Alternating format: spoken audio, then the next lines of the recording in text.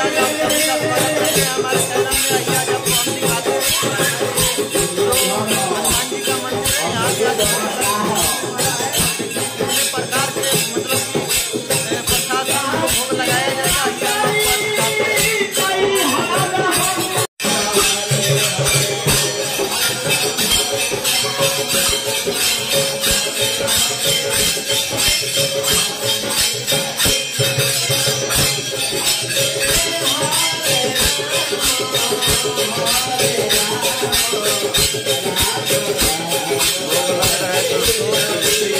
पत्ता भोग के भगवान के नाम से तुलसी का पत्ता डाला जाता है खाना में। तुलसी का पत्ता जो होता है वो भगवान का सर्वश्रेष्ठ प्रसाद होता है। दोस्तों इस प्रसाद में तुलसी जी का पत्ता पड़ जाए तो समझिए कि भगवान का भोग पूर्ण हुआ, पूर्ण रूप से सफल हुआ भोग लगाना।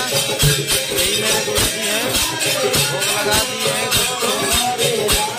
ये मंदिर में भोग लग चुका है, प्रसाद सबसे बटेगा, सबको मिलेगा। जय